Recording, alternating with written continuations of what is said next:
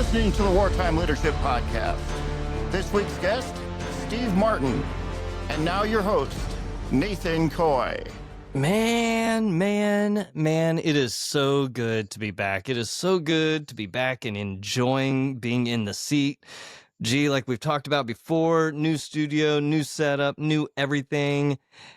And we're just getting back into the swing of things. How you been, G? Hawking the merchandise. Yes, you are, because we got black, red, black. So it's perfect. It's laid out perfectly. Steve got the memo. He knew what we were going to do. Steve Martin, how are you doing, sir? Fantastic. How are you guys holding up? Holding. I don't know if we're actually holding up at this point. We're just hanging on at this point with the way that this world is going. That's probably a lot of truth in that, to tell you the truth. Yeah. Yeah. Well, so Steve, you're coming to us from California, correct? Where about in California? Riverside, California. Riverside, California. How do you like it? How's the weather out there? Right now it's about 100 degrees. Today I got up to, I think, 102. So it's real hot out here right now. Yeah.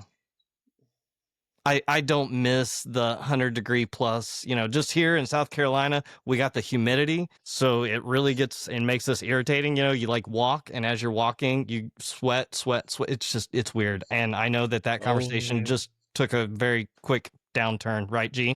Hey, my weather is smoky. True story. Canada's on fire again. So everything's flowing down to you. Well, Steve Martin, I think everybody kind of had this idea, Steve, that we were going to have Steve Martin and that you were going to come on with a banjo and you were going to play us a little ditty, but you're not that Steve Martin. No, I don't walk like an Egyptian. And a lot of people won't get that reference. It's okay, kids. Go check it out. You'll get it soon enough. Steve, listen, you have lived. I know that you and Steve and G have actually talked quite often. You and I are friends in different social media platforms, but man, have you lived a life? I mean, I've done one or two things, yeah.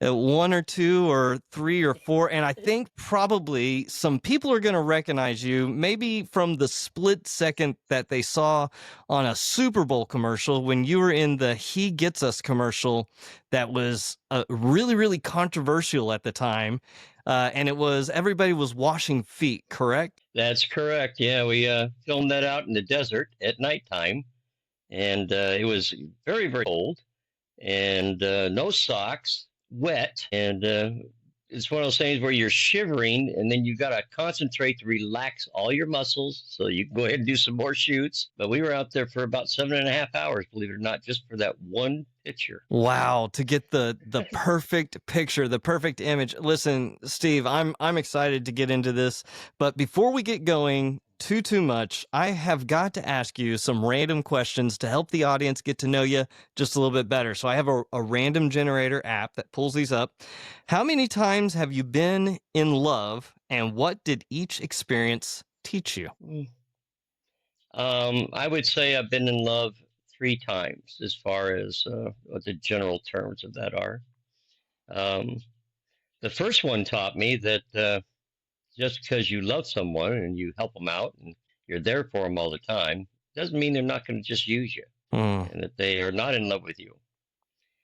When I was in high school, I was in love with a young lady. I thought deeply. I actually was making plans and working and stuff, and I was going to ask her to marry me when I graduated. And Wow. As it turned out, she was just using me for transportation and a whole other things. And because I had a job, I had some money. Because as soon as I got out of high school, and I had actually put a ring down on a down payment on a layaway, it came to my attention that she was engaged to get married to somebody else. Oh, okay. Ouch. Yeah, so that broke my heart. The second time, I met a young lady there at a gas station, and we wound up getting married, had 2 beautiful kids. We were each other's very first experience in life, and she got pregnant. Wow. Okay. Yeah, so just to put it just bluntly, and but we are still really great friends. I'm very happy to say that we were together 18 years, and she's a great lady. She lives here in Southern California also. So we get to run into each other every once in a while. But the third time is interesting, in my opinion. Yeah. Her name is Esther, and we've been married for over 30 years now. Wow. And I met her at Walmart when I went to work there. She was a customer service manager, and I was working overnights. And not to sound inappropriate, but she had the most gorgeous legs on a woman I'd ever seen before in my life. Okay. That was back in the day where they actually wore dresses at work. You know, they actually got dressed up if you were a manager. I mean, as managers at Walmart, we wore shirts and ties there for quite a while. But she did not want to go out with me. What she saw, but she saw a short guy working for Walmart, getting a 10-speed to work at nighttime because I didn't want my car broken into. And she didn't see any future at all there. And so she used to literally run from me anytime I tried to make contact with her, say hi to her, get introduced. She'd run away. I mean, she'd go hide, you know. And but she finally agreed to meet me at the Tyler Mall for a bite to eat. And at least to get to know me for a minute. And she'll tell you now that she really thought that meeting would last about 10 minutes, and then she'd just say bye-bye. So we met at the Tyler Mall. We had dinner at Carl's Jr. there. That went really well. As it turns out, Esther was my very first love's in high school best friend. Small world. They used to be best friends and sneak out the window together at nighttime when they had sleepovers and everything. And we had already met and didn't even realize it. Wow. But anyways, we went to Carl Jr., had something to eat. We went to a movie right afterwards. And Esther and I have been together ever since. And 30 years later, that is absolutely amazing. And isn't it amazing the lessons that you learned along the way that brought you to Esther? A lot of lessons, yes. Yeah, those truly, yeah. All right, what's your point of view about the idea of forever? Wow, these are a lot of deep ones. Forever, I don't think that truly exists in the way people think about it most of the time. Forever is like saying something is perfect. There's no such thing as a perfect thing. Something can be perfect for a purpose, perfect for a moment to be used for that moment, which 2 moments later, it may not be the perfect item to be used for that. And forever is the same thing. Number one, we don't live forever, so obviously it's not going to, even relationships aren't going to last forever because they have to end sooner or later, whether it be by mutual or agreement, or if it's through death. So forever does not necessarily exist. I do believe that certain elements of almost everything last what we call forever. The universe is not immortal. It's not going to last forever. So it's kind of hard to say that anything will actually last forever. But things can continue on for our concept of forever. Okay. Very, very deep and very, very impactful. I definitely, I'm not hitting you with easy ones right now by any stretch of the imagination. But you have answered amazingly. Let's get to you know what, we're going to do one more. If you could rewind time, what is one moment that you would want to relive multiple times? Wow. Told you, we're not getting the easy ones yet. Well, actually, it isn't. For me, it's kind of an easy one. I just thinking, would I want to see it multiple times? Yeah, I think I would. I had the privilege of being in the room when my daughter was born, and I got to be a part of that. I will tell you this right up front. That moment changed my entire life. I was 19 years old, and all of a sudden, this life appeared that was a part of me, and I remember that moment so vivid. I think that I would like to relive that again. I really would. It literally changed who I was. I was no longer Steve. I was Dad. I had somebody that actually was going to count on me for the rest of their life. Now, my daughter Becky, she just turned 50 years old, and we're still tight. All right. So I got to tell you that, and it's kind of funny, and I will admit it. I was in the room when my oldest son, was born, and it wasn't the exact type of feeling, but it sure gave me a lot deeper feeling. That all of a sudden, I to this day I can remember I was thinking about how it's going to be to have a daughter and a son. We're a family now, and it's going to be like group. It's going to be, we're big. We're something now. You know, it's not just the three of us. But if I was going to relive the most fantastic moment that made a definite impact on my goals in life, my ambitions, what I wanted to achieve to make sure that my daughter was going to have anything and everything she could ever want or need. I mean, when she was born, I was working 3 jobs just to make sure she had anything she needed. Wow. She was going to have. So I was sleeping 2.5, 3 hours a night there for a while just to make sure. And until my wife actually ordered me to quit one of the jobs, because I guess I got pretty exhausted. But yeah, that moment when I actually got to be there and got to see her come out, and that was an incredible moment. You know, my son and I have these conversations often. Our son is adopted, right? The only thing that I could give him was my name, right? So he has our last name, Coy.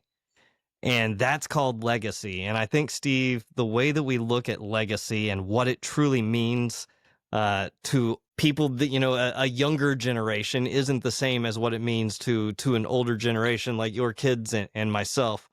But to be able to give him our name, our family name, was very, very important. And to know that it was going to continue to live on through him when he has children of his own. You know, your daughter, her last name would easily change, because when she gets married, the tradition is to take on the name of the husband. So the name doesn't necessarily continue to live on. The blood does, but maybe not that. But what an impressive answer to all 3 of those questions, which were not easy, and it's completely random. I don't choose specific ones. Usually we get a funny one in there somewhere, like if you could kill anyone, who, and then assume, you know, people will just start spouting off names. And I'm like, no. The question is, if you could kill anyone, would you? Not who would you? And they started naming names. It was very, very weird. It was very, very awkward. Why don't you give us a little bit of a history of who you are, what you've lived through, what you've experienced, coming all the way up to the present? Hold on. My goodness. Before that, Steve, I'm hurt. Yes. What? Because it wasn't you?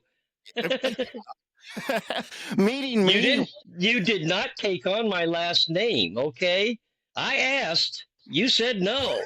We could hyphenate it. You know? Yeah, that's what Esther, my wife, did. She hyphenated it. And to solidify what you just said, Nathan, and we won't get too far off track, at least I won't try to. My oldest son, my biological son, he did pass away about 7 years ago. That's another story. But when I married Esther, she has a son, and he was 5 years old at the time. So Anthony is 35 years old now, and he is my son. And he will help carry on the legacy that I can't do by blood because of my son passing away. And but that's a whole nother story about behind that one. But and he's here, and my son's here, and he'll always be my son. But that one moment when Becky was born, where it hit me that I was no longer me. I was a dad. I was a totally different person at that point. And then, of course, I met G and asked him to be my son and to take on my name. And he said, "Screw you, old man." And you know, it just all kind of went to hell from there. But, you know, what can I say? He is a bit of a jerk. Very rude back then, you know. Gee, I've known you for a lot of years, and every year you seem to get ruder and ruder. Anyway, Steve, back to you. Back to me. I can tell you this. I've worked and supported my son since I was 14 years old. My parents were told when I was 9 that I would never live long enough to see puberty because I wasn't born with all my parts. And the parts I was born with internally were not growing up. They were staying small. I'm very proud to say I just had a 70th birthday, and I beat every odd that there is out there. And yes, it has been a lot of work. It has been horrendous at times. I've been through things that most people don't want to even think about. I've died twice and come back twice. But I started to support myself when I was 14. I moved into the back room of a little old black lady's house that I loved dearly. Her name was Mrs. Washington, and I paid $25 a month rent and helped her get her groceries from the grocery store once a week. And I went to night school and graduated Corona High School that way. They came up with a program at that time, and it was kind of new back then that they actually allowed night school for special cases, and I was one of those special cases, so I got in. I've been a roofer, and started roofing, which is one of the things I would start doing because of the kids, and it paid very, very well. And that's a tough job, by the way. Yeah. And but I've done a lot of things. I've been 1/3 owner in a roofing company. I have worked for Thompson Lacquer Paints as a representative for them. Almost got in some serious trouble with one of the brothers there. There's 2 brothers, and the first brother had me play a joke on his brother, and his brother it was a serious kind. He didn't think it was funny at all. Oh. And yeah, he thought his brother was going to find this hilarious. Steve, go do this, and I'm stupid and young, you know. But so I went and did it because I'm not real bright.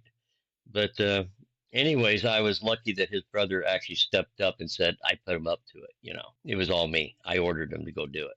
You know, I mean, so it's kind of hard to job. not, you know. Yeah, yeah. The Thompson brothers. They one's kind of a real fun-loving, active guy that way. The other guy is the really super down-to-earth, business-only type of guy. They're 2 opposite ends of the stick there. Good people though. But no, I've done that. I've done body work. My God, I've done a whole lot of things. I have a license for health and wellness and life insurance. I have a license for evaluating homes. I have a whole. If you could see the walls here, they start over here and they go all the way around. There's all kinds of certificates and licenses and everything on all the walls here. But so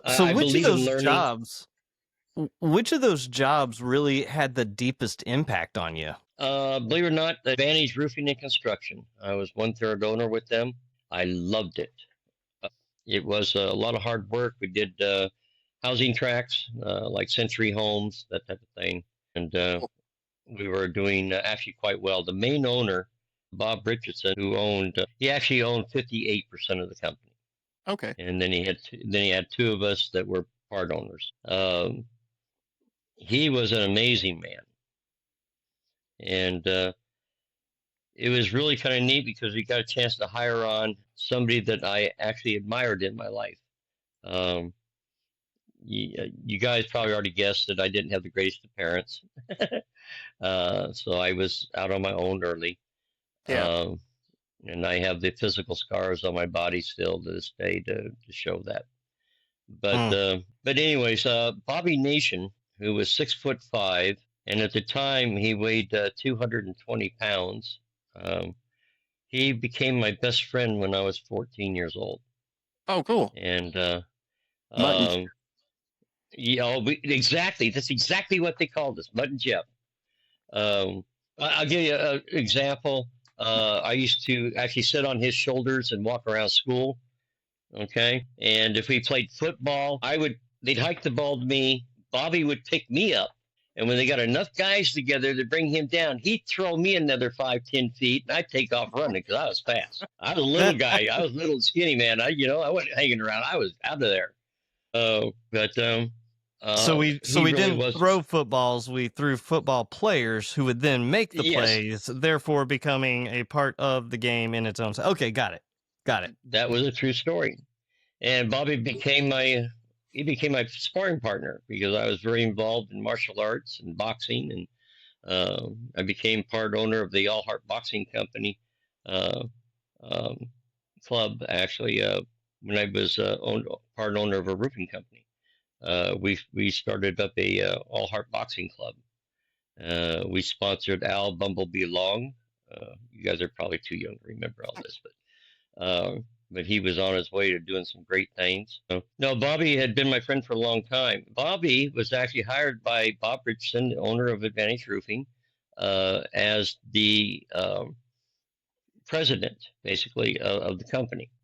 He was big, and when he walked into a room, he was noticed. And when he dealt with contractors, I could go up to Century Homes owners and present our contracts, and they would be exactly what he would walk in with. I walk in with them, they don't give me the presence of mind.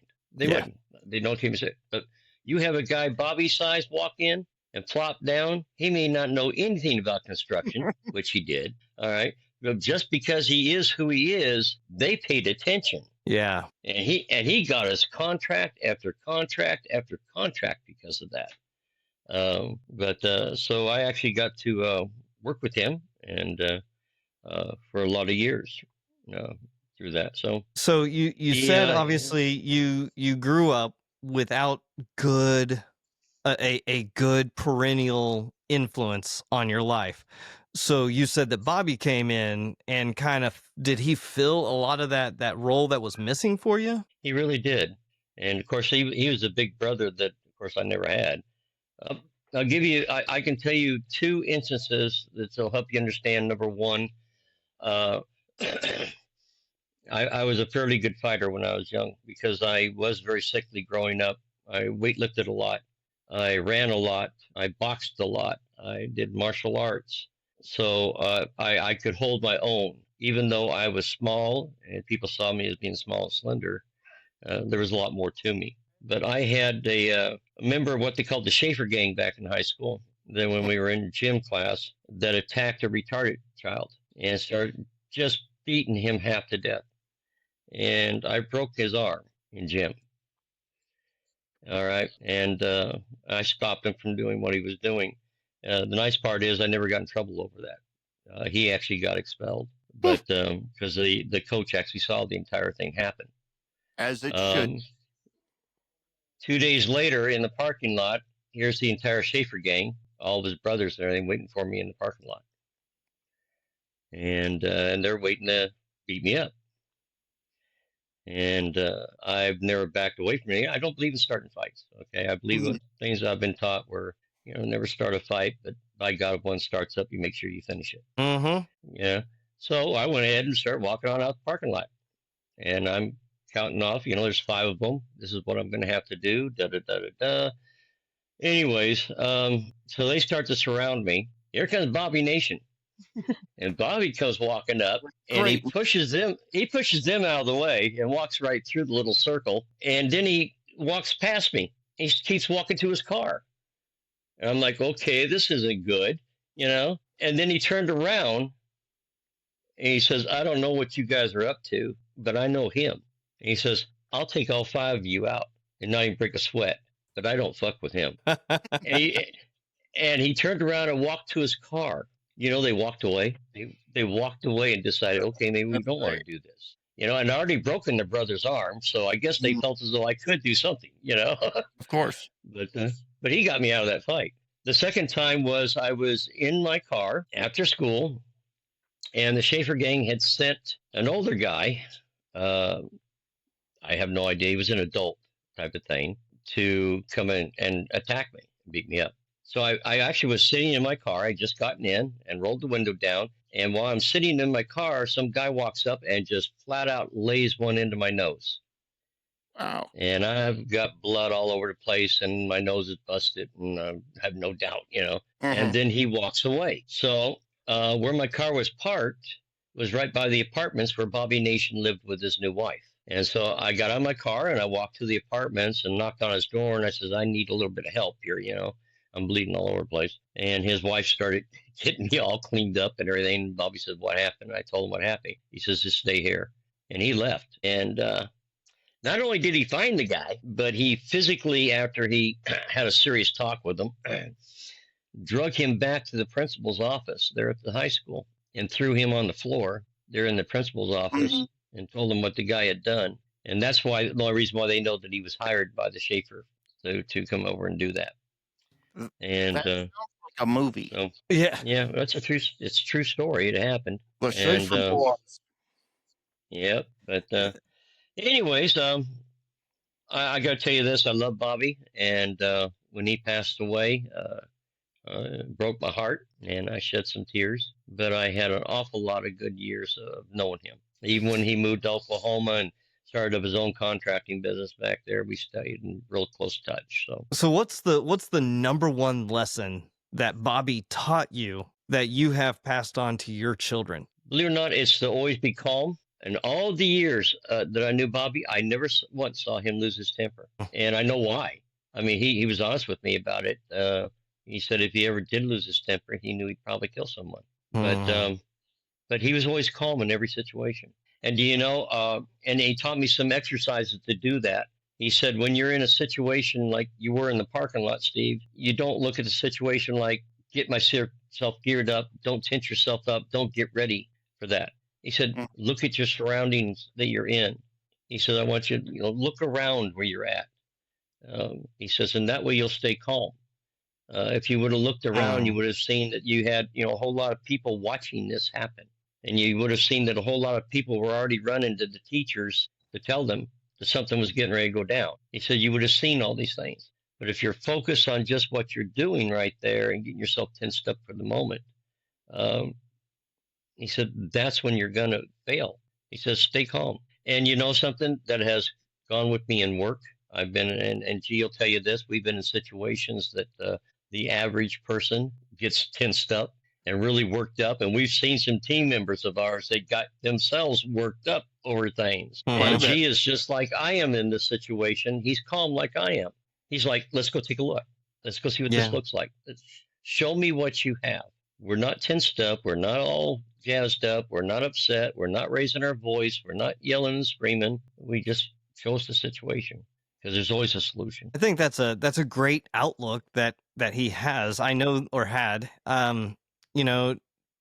Jeff and I have known each other a lot of years, and whenever I went to go be a drill instructor, for us it's military training instructor, but a drill instructor, you have to learn how different people react to different things. And so for me, if I was engaging with him, that probably would have been one of those opportunities where I kind of lean down and go, hey, you realize that you really disappointed me in what you just did? Well, probably not lean down so much as look up and tell him to come down to me so I can tell him. But anyways, that's a great lesson that he's been able to live on, and again, we bring up the point of legacy, right? Legacy is so important and vital. And that's his legacy continuing to be built up in your children, your late son, your daughter, and now, your son that you have here with your wife, that you have been able to welcome into your life, from the age of 5, which is absolutely amazing. And I now, having my own son that's adopted, right? Like, we've actually gone through the entire adoption process.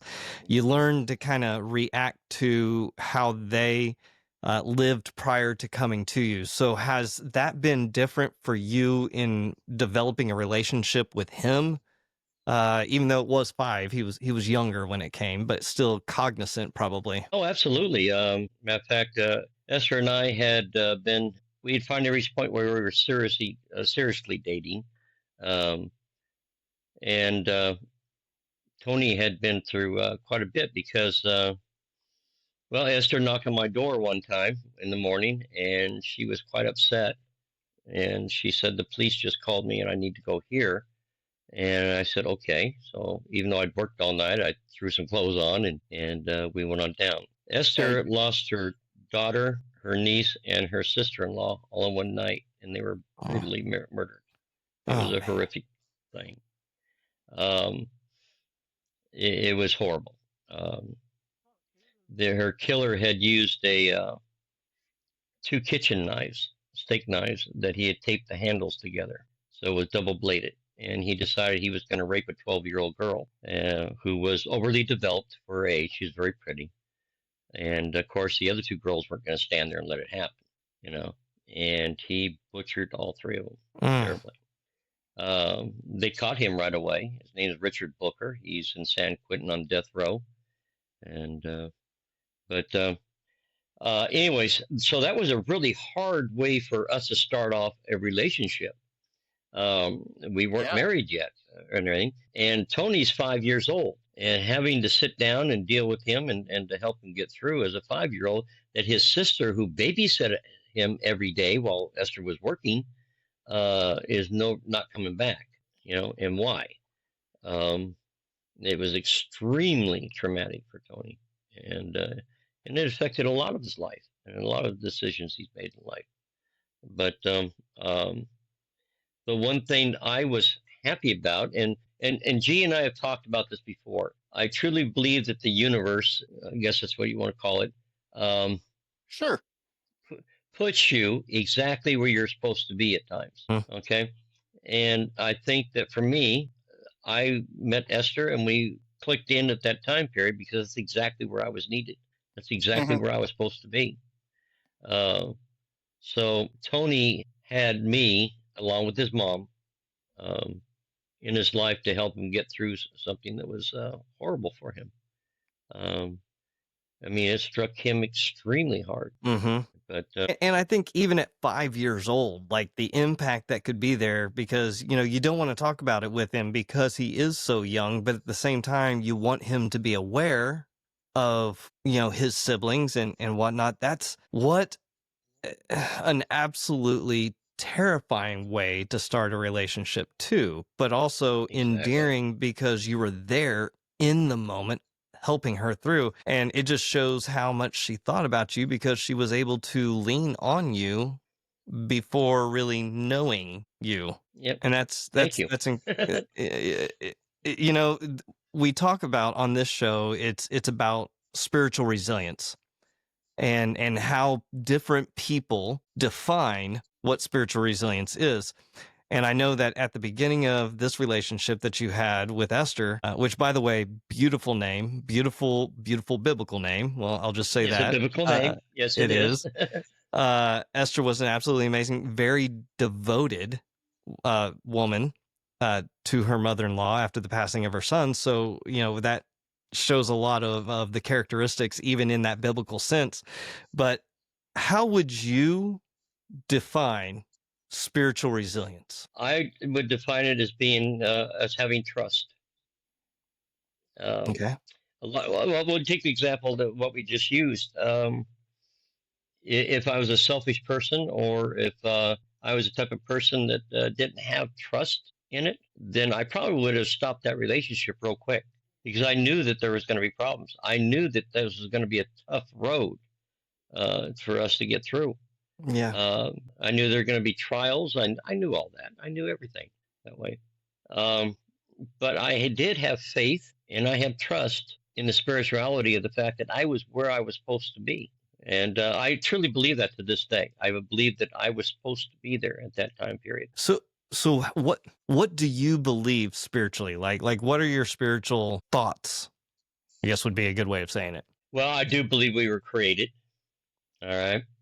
And I don't care if people believe whether it's done by a God or aliens or some kind of process, but I don't believe it was just random. Okay, I think we're a little bit more involved in that. But I've tried very, very hard not to ever lock myself down when talking to people about my beliefs in that area, because then they have a tendency to back away sometimes. If it's not exactly the way that they think, you know. I do believe we are guided by a spiritual force, and I believe it's intelligent, and I believe that God does watch after us. I don't think He watches after just us on this planet. That's one area where we probably have a thing there. out of this entire universe. I believe that God probably watches after a whole lot of planets, and a whole lot of different kinds of people. All right, so I don't have any problem believing in aliens. I think it'd be wonderful if there was more life out there. That's just great. I know that if I was had the ability to create, I definitely would not take this universe and create on one planet and then say, okay, that's it, I'm done. Where's my beer? You know, I think that I would never stop creating. Okay, so you know, so.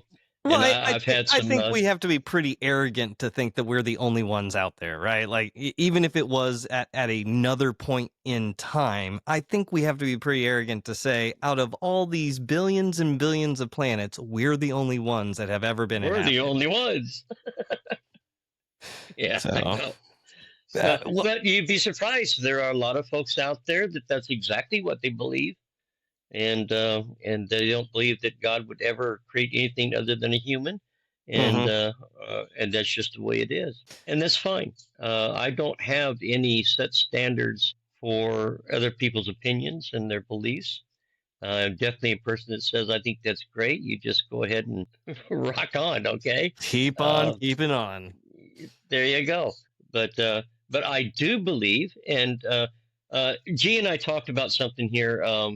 On the last segment, and this is just a scientific fact. Energy never dies. Yep. You cannot kill energy. It might be grounded, it might be repurposed, it might be a whole lot of things, but energy, once it's created, never dies. It changes. And so it changes. It can be changed, it can be transported, it can be repurposed, it can be a whole lot of things. It can even be grounded and kept into the ground. But it never disappears. It never dies. And that's a scientific fact. And so I know that we generate energy as humans. And so there again comes in the concept of forever. As far as we know as our concepts of forever, energy therefore would go on forever. Because we don't know of any other concept. Yeah. Well, and I find that really, really interesting. You know, Steve, one thing that Jeff and I have really kind of prided ourselves on with this platform to be able to talk is bringing in people of different beliefs to be able to, because, you know, we come from the military background. We come from, you know, the U.S. Air Force. We talk about resilience in so many different ways. And we say, you know, you have to be physically resilient, which, you know, okay, go to the gym. You have to be socially resilient. You have to have a buddy to talk to. You have to be mentally resilient to you know, download a lot of what you're going through. And then we have a place for all of those. But that fourth one, which is spiritual resilience, we go, you have to be spiritually resilient. That's it. Like nobody wants to touch the third rail. And I think what we've had is an avenue to be able to talk to different people of different beliefs, to be able to maybe be able to show someone else. And so we have conversations. We don't try to proselytize and tell people, you know, here's how you're going to believe, because G and I, we have completely separate beliefs when it comes to that. Different, but not completely. I wouldn't go that far, but yes, no, we don't see eye to eye on a few things, but that's okay. We don't really get to. You have to remember though that G is from another planet. So on his planet, okay, touche. Don't hit me, man. You know, Jeff, this guy really does know you. Didn't take long. No, spiritual resilience, yes, it does exist, and I don't care what name you give it. Things, and they don't have to be large things. They don't have to be big events in your life. But if you look back enough on things that happen to you, even on a daily basis, that can happen. I have to have faith and trust that that's exactly where I was supposed to be, and that's exactly what was supposed to happen. What's another story? What's one specific story that you could give us where you had to lean on spiritual resilience to be able to get through it? Outside of, you know, what you've already said, what is one area where you had to lean on spiritual resilience to make it through? I have died twice and come back twice. And I've had experiences there that when I came back, and I have a lot of faith that whatever energy gave me that experience was telling me a real simple truth. And I was told that my work wasn't done. And that's happened twice in my life. And I was told that by the same entity 2 times in a row. So I have to say that I truly had to rely on what I was told to continue doing what I was doing. It's hard for folks to understand. Okay, I'll go back to being 16 years old. I had a real bad event internally. I was in the hospital, and I'll be honest with you, the pain was so much, and they were keeping me on stuff so that I wouldn't hurt too bad. And the doctor is telling me that maybe 90 days. I wanted to die. I actually wanted it to be over because I had already been in and out of hospitals, in and out of all kinds of treatments and steroids and this and that and blah blah blah blah blah. Yeah, and you get tired. Now we're talking about how different forces send you different places and different things happen in your life. I was in the hospital on the 3rd day. It was on the 3rd day, and I had this old lady come into to my room. And she was a crotchety, I'm telling you, you're talking about like a truck driver type voice, okay? No. I mean, deep voice, using cuss words, the whole 9 yards. And she came on in, and as it turns out, I learned later on, she's one of these doctors that they used to call into Congress for advice. You know, she was a scientist doctor, and she had heard about my case, and she says, we have an experimental program, which I'm going to take on 9 people. And I think I'd like you to be one of the 9 on one condition. And I was like, what? She says, you don't kill yourself. If you're going to commit suicide, then don't waste my effing time and don't, I mean, she just chewed me out. That's one way to do it. Hell yeah. And she says, if you're a fighter, and if you really want to get through this and everything, we're trying a new experimental program. We're going to work directly with your internal organs with it.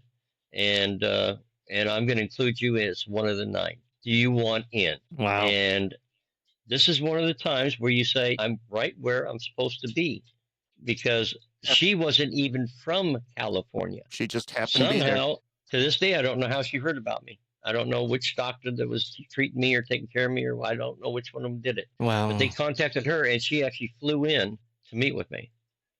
Of course, I did play one little trick on her, but that's all right. That's just part of me. She made me go to a therapist to make sure that I was not suicidal. That was part of the deal. Wow. And so, being the smart aleck that I am, I cleaned that up for you. I went in the office, I sat down, and there's a lady sitting behind the desk there.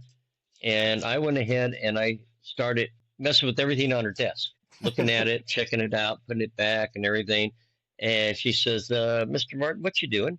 I said, I'm just looking for something sharp in case I want to do myself in while you're here, you know? Dear Lord. And she started cracking up laughing. She says, well, I can tell that we're going to have a good time today. Well, as long as you don't believe in murder, suicide. You know, what can I say? Anyways, I did not want to commit suicide, even though there was a time period there when I was real sick where I wasn't contemplating suicide, I guess, so much, just that I was praying that somebody would overdose me on pain meds or something, do something so I'm not hurting anymore. So was that one of the 2 times that you died and came back, or? No, sir, I didn't die that time. So what was one of those? Real serious attacks. The first time that I passed away, I was 23 years old, and I had the experimental program that they put me on to help my internal organs grow was working. Okay, and I was doing actually pretty good. And then all of a sudden I had a shutdown failure. And they took me on in real quick. I only have one kidney. I was only born with one, and it was, of course, it was supposed to remain as a child or a baby type thing. And they had gotten it to grow and be able to function, but it attacked me. The toxins that got put into my system actually, I died. According to the reports, I was dead about 1 minute and 17 seconds. Wow. And they had people that got me going again. At least they believe they did.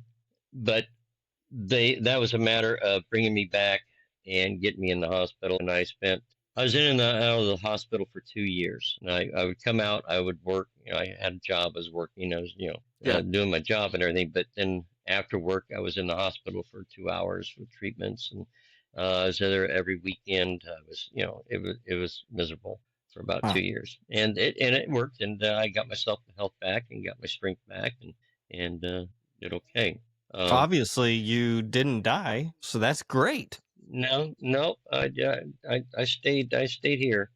The experience that I have had, and I'll just go and tell you what it was. I love my granddad. Okay, my granddad did not approve of his own son and what he was doing. My dad, when he was sober, was the nicest guy in the world. When he drank, he became a monster, a very serious monster.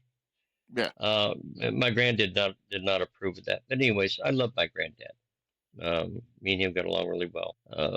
First time I died, my granddad was there. Now, you have to understand, and G and I have talked about this, it wasn't that I was looking as a physical person that I saw as my granddad, not like a body that's there. Okay? But I had no doubt it was my granddad. There was just absolutely no, hi, granddad, And I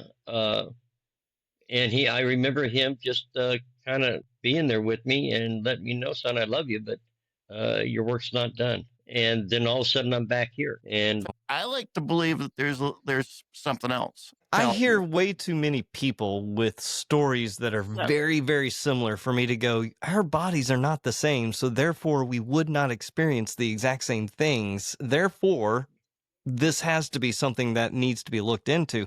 Steve, real quick, okay, so you've been a roofer. You've owned a roofing company. You worked for Walmart for a good portion of years. You did all of these things, and then you made this decision to go into acting. We kind of went into this a little bit at the very beginning about where some people are going to know you from. The Super Bowl commercial. He Gets Us.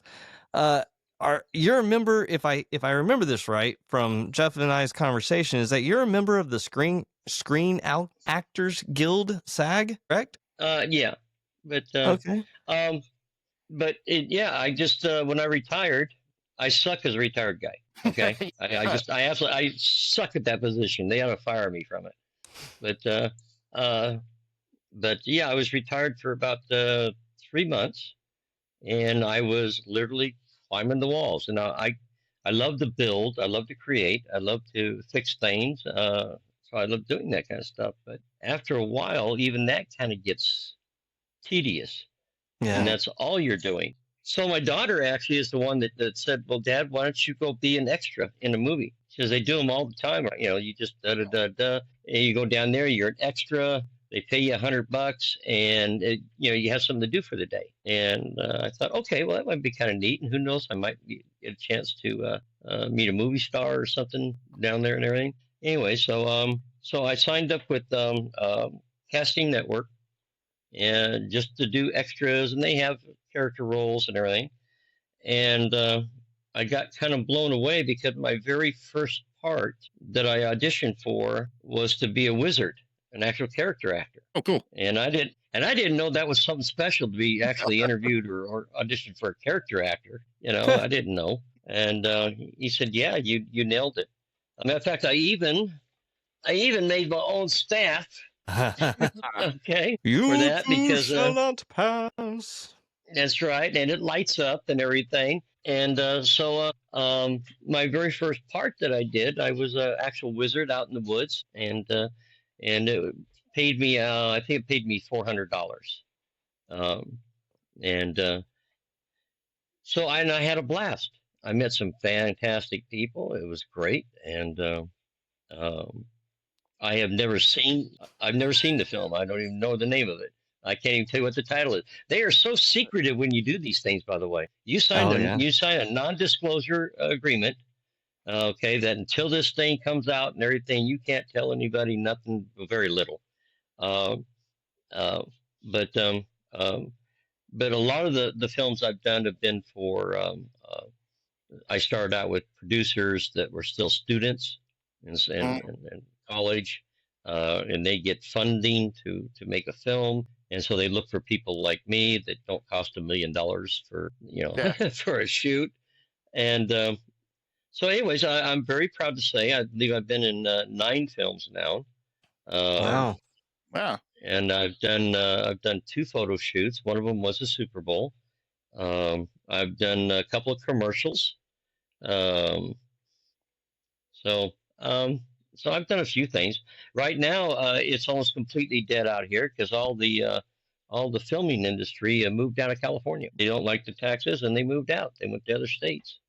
I am up for a part right now. I'll tell you what I'm allowed to tell you.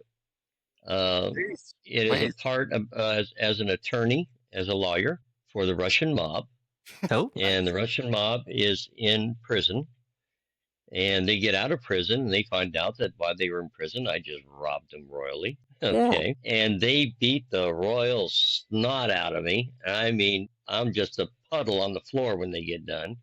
And then they pull out a gun and shoot me. So, hey. That's all I'm allowed to tell you. But guess what? You're going to die for a third time and come back. So it is. It's okay.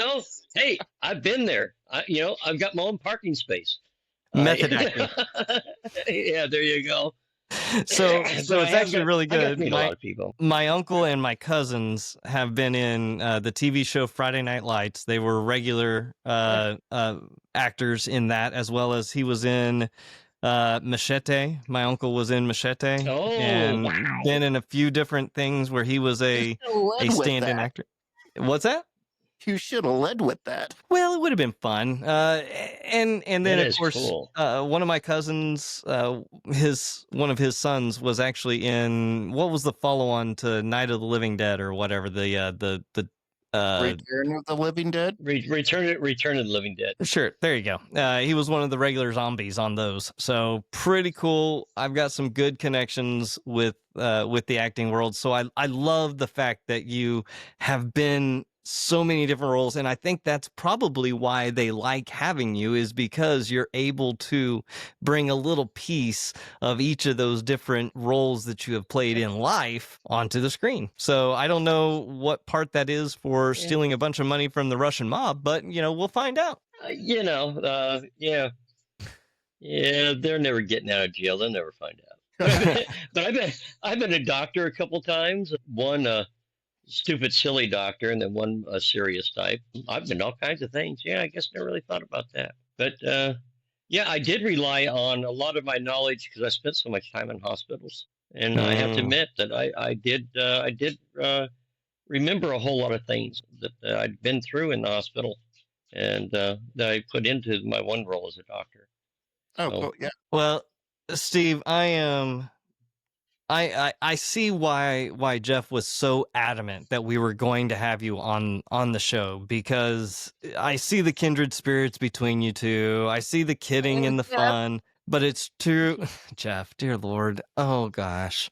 I appreciate your view that you have brought to the listeners. I think that you have lived a lot of life, and died and lived and died and lived through a lot of life. So thank you for coming on today to have the conversation with us. I feel truly blessed. Believe me, Nathan, it is my honor. And gee, whether you like it or not, I love you. Okay, I think that you're just like family to me. Yeah. So suck it up and just take it, all right? Bohica. And he wasn't in the military, so that's just...